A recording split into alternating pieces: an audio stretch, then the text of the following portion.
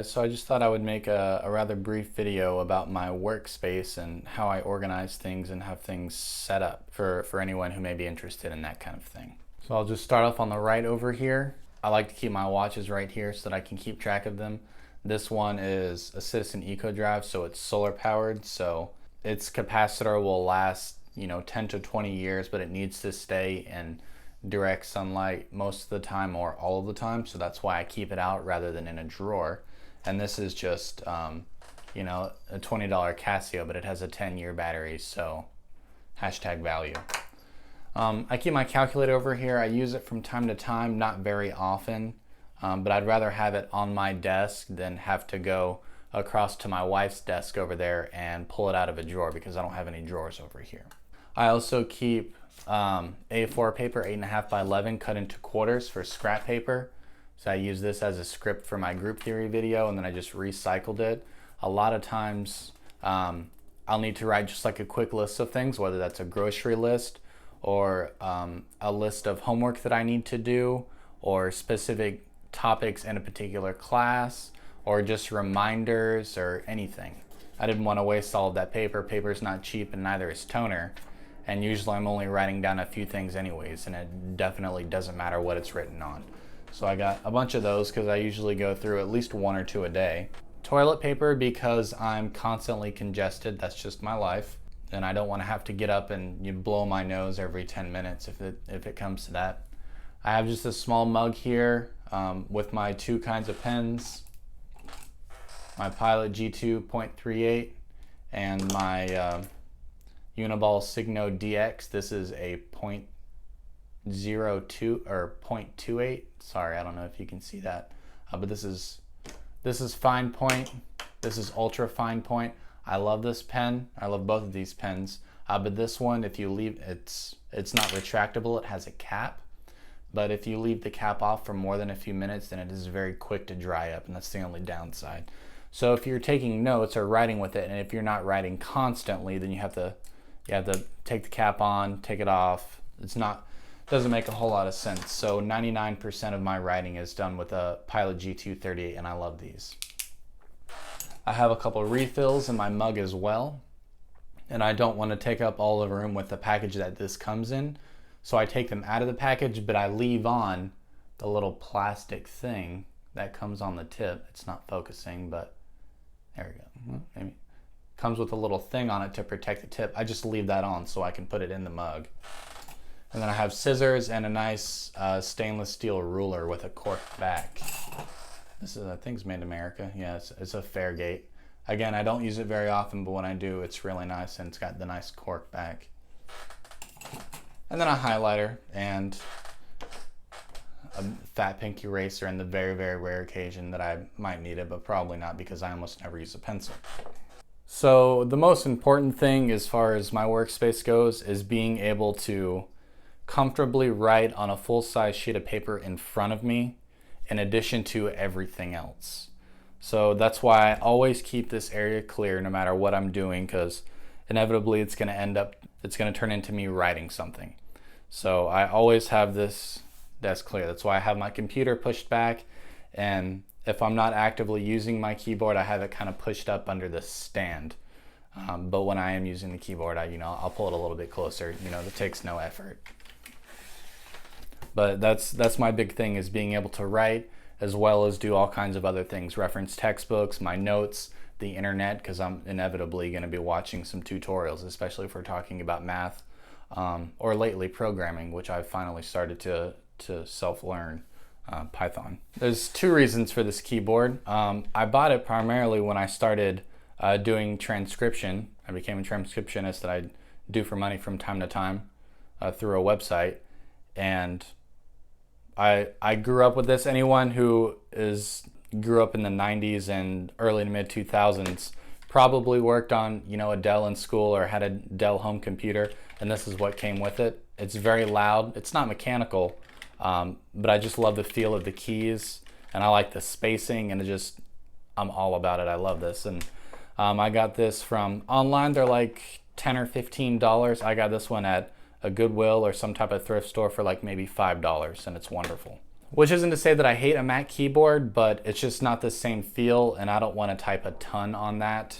And also, more often than not, my computer sits up on the stand so that it's off my desk. And also, when I have to render videos, this stand has a fan in the bottom of it, and that helps my render times and keeps my computer from getting hotter than molten lava. So there's that. And also, it makes it a little easier to move around. You know, I can push this forward and back or move it somewhere else, and if I have to detach my computer, then it doesn't take that much effort. So I jacked this from work years ago. This is a Logitech Bluetooth mouse. It's literally had the same batteries that came with it. I've used it every single day, hours every single day for 2 years, and I'm still on the same pair of AA batteries. I love this mouse. I wish it were a little heavier, but that's a very, very small gripe. But otherwise, this mouse is great. It feels great. I love it. I love the scroll wheel, love the grip on the side. I never use these buttons on the side, but you know, if you're into that kind of thing. And the receiver for that is in this USB port. And as we all know, Macs aren't heavy on USB ports, so that one stays in that. Even if I take my computer to school or on vacation or wherever, I never take it out because I don't want to lose it. And then to mitigate the whole USB problem, I have a USB hub over here that you can see that takes 4. And so I have that plugged into the computer, and that powers this computer stand, which, like I said, has fans in it. It powers my keyboard. It powers my Bluetooth, or not my Bluetooth, my wireless charger for my phone here, which generally my phone would be on, but I'm using it to make this video. And it also sometimes charges my Bluetooth speaker I have over here. Because most of the time, if I'm listening to some type of music or audio, I'll just play it through the computers because I don't care about quality and volume for the most part. But if I'm doing chores around the house, I like that. It's loud. I can take it anywhere in the house and it doesn't lose connection. And I don't have to charge it very often. It's got a nice big battery, but when I do, it's convenient to just have it right there. And then I store all my cables elsewhere, which I'll get to that. And of course, I have a coaster. That one came in a set that we got as a gift, I think, for our wedding. It's made out of Italian olive wood. And I'm not really concerned about having a coaster so much for the table because this is laminate, and I'm not concerned about it ruining varnish or getting absorbed or whatever. But I hate having like a drink ring, condensation ring on a table, and then not knowing and putting a piece of paper on it, and it ruins my piece of paper, and that's just infuriating to me. So that's mainly just to keep water off the table. I probably shouldn't have it so close to my charger, but I like to live dangerously. And over here, generally to the left, is where I would have my notes and textbooks. Right now I have Stewart's Transcendentals, I have my Calc 3 notes, and then I have my current notes. And I'm referring back to these for my first vector calc, which I'll probably make a separate video for that. But it's a lot of redundancies, and it's a lot easier to just copy my old notes than make new ones from scratch. That's why I keep them all. So yeah, generally all of this space would be dedicated to things that sit here, and then I can flip through each one of them independently, because I really hate having to have a limited space and I have to move things around constantly to look at one of them. I want to be able to sit here, write something, look up at my computer, look at these two things without having to move anything. That just makes my life. That's basically it as far as my desk goes. I'll talk very briefly about my cable management and what I have on the wall over here in my bookshelf. So if you watch any of my videos, you know I love this dry erase board. They're not cheap. This one's probably 30 inches by 25 or something like that. It's big enough, but that's like, $60. I have my Bluetooth headphones that I use pretty often, probably almost daily. They have a case that comes with them that's really nice, but like I said, my desk doesn't have any drawers in it, and I don't want to have to go into my wife's desk every single day. So I got one of these big 3M hooks, and that's just where I put it. And it makes a lot of sense, and it doesn't damage the padding and or anything like that. And it's also a micro USB, which is the same thing my Bluetooth speaker takes, so I can also charge that on my desk in my USB hub. My bookshelf is nothing really to speak of. This is a very cheap Walmart bookshelf. All of this 550 cord you see is 550 cord I had to add because this bookshelf is so shit that it would probably collapse under the weight of all of these books. Even though it's allegedly rated for 250 pounds, there's no way in hell it would stand up. I mean, I can push it right now and it sways. It's not stable at all. But I don't have these organized in any particular way.